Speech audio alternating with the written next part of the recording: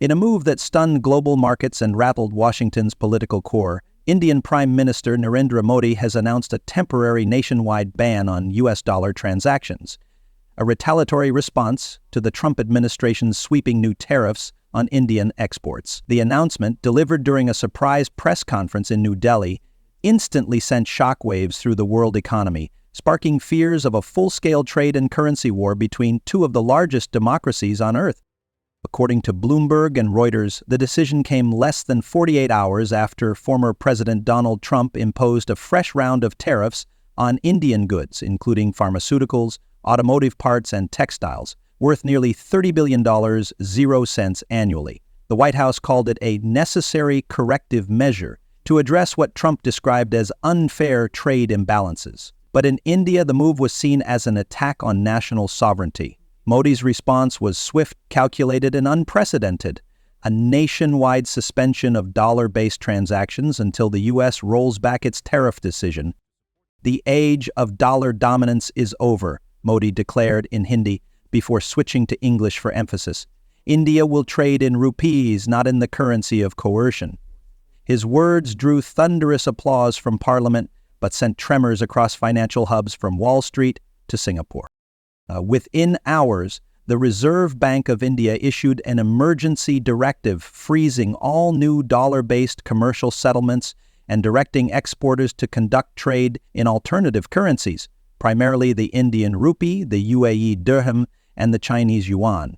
The move effectively halted billions in daily transactions, disrupting global supply chains overnight. At the Bombay Stock Exchange, chaos erupted. Banking and IT sectors plunged as investors feared isolation from global markets. The Indian rupee initially spiked in nationalist euphoria before tumbling 6% against a basket of Asian currencies. Meanwhile, U.S. officials scrambled to interpret the implications. "This is economic warfare," one senior trade advisor told Politico. "India has just weaponized de-dollarization." In New York, the Wall Street Journal reported that multinational corporations with operations in India, including Apple, Boeing, and Pfizer, were suddenly unable to move funds or process cross-border payments. One executive described the scene as financial lockdown. Trump, caught off guard by the scale of the retaliation, reportedly held a late-night meeting with his trade and treasury teams. In a social media post, he lashed out, calling Modi's move reckless and self-destructive. But behind closed doors, sources say the administration was in full-blown crisis mode. Economists now describe the standoff as a monetary showdown unlike any in modern history, one where India, long seen as a U.S. ally, has openly challenged the dollar's supremacy. The symbolism was unmistakable. This wasn't just about tariffs, it was about power, independence, and the future of global trade. As one analyst from the Financial Times wrote, Modi didn't just ban the dollar, he challenged the empire behind it. And as the world watched, the question on every investor's mind was simple. What happens when the second most populous nation on earth decides it no longer needs the dollar? The morning after Modi's declaration, the world's financial system entered uncharted territory. As the sun rose over Asia, traders were already calling it the most aggressive act of economic defiance in modern history. By the time Wall Street opened, panic had set in. According to the Wall Street Journal, the first signs of breakdown began in New York's currency clearinghouses. U.S. banks suddenly found themselves unable to process billions of dollars in Indian transactions. American companies with manufacturing or outsourcing operations in India, from pharmaceutical giants to Silicon Valley tech firms, were effectively locked out of their own supply chains. Payments froze, contracts stalled, and emergency calls flooded the Treasury Department. Inside the White House, chaos reigned. Trump's economic team gathered in an urgent meeting with Federal Reserve officials to evaluate the fallout. Reports from the U.S. Chamber of Commerce described immediate liquidity shortages and a collapse in confidence across the Indian-American trade corridor. Treasury Secretary Steven Mnuchin, visibly shaken, warned that if India maintained the ban for more than a week, the global financial architecture could start to fracture. In Washington's political circles, reactions were divided. Some lawmakers accused Modi of economic blackmail, while others admitted privately that India's move had exposed America's vulnerability to its own trade aggression. "We pushed too far," one Senate aide told Politico. we underestimated how far India was willing to go. Meanwhile, the ripple effects reached far beyond the US. Stock markets in London, Singapore, and Dubai all tumbled. Oil traders panicked as India, one of the world's largest energy importers, announced it would buy crude from the Middle East using rupees instead of dollars. The Financial Times called it a seismic crack in the foundation of dollar dominance. Even European partners began quietly discussing similar settlement frameworks, fearing secondary sanctions or retaliation from Washington. Beijing's response was as swift as it was strategic. Chinese state media praised Modi's decision as a step toward financial multipolarity, and within days, the People's Bank of China announced that it would support rupee-yuan currency swaps to help stabilize India's markets. To many observers, it was a masterstroke. Beijing saw an opportunity to position itself as the alternative to the dollar system Washington had long controlled. Back in India, the streets were filled with both anxiety and pride. While business leaders feared economic disruption, nationalist sentiment surged. Crowds gathered outside the Reserve Bank of India chanting slogans like "Rupee first, dollar last." Social media lit up with praise for Modi's economic revolution, while opposition parties accused him of risking chaos for political glory. In the span of just 48 hours, decades of global monetary order had been shaken. The dollar, once untouchable, suddenly looked fragile.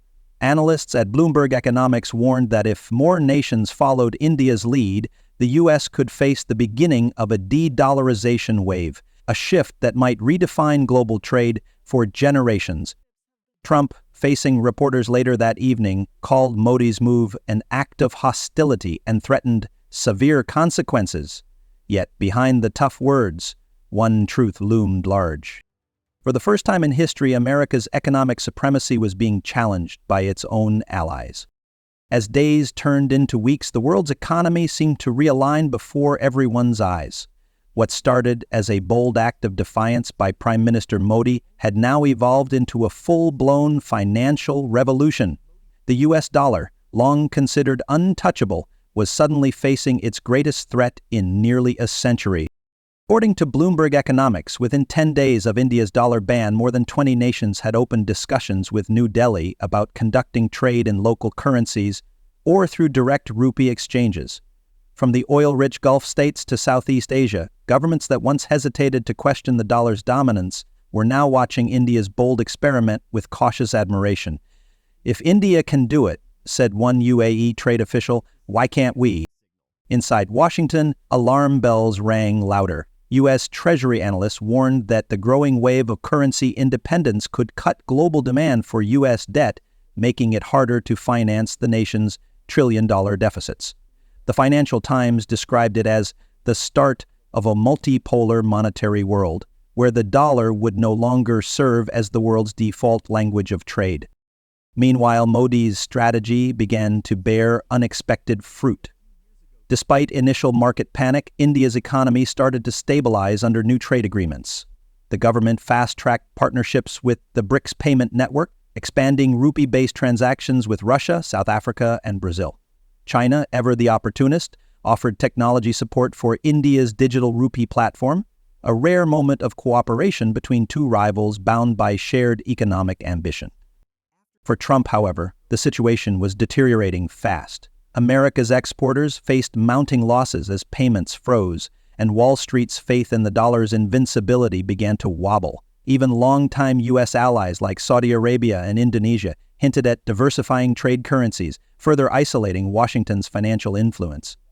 The U.S. dollar is still powerful, one analyst told CNBC, but now it's being forced to compete, something it's never had to do.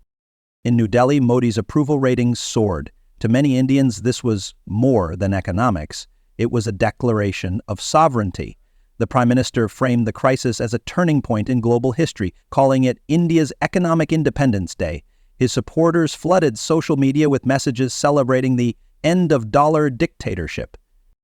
But in diplomatic circles, one sentiment was unanimous. The world would never be the same again. The global order built on American money and power was unraveling, replaced by a new financial map drawn by nations unwilling to play by Washington's rules. As one economist from The Economist concluded, This isn't the collapse of the dollar, it's the awakening of the world. And in that awakening, India had just lit the fuse.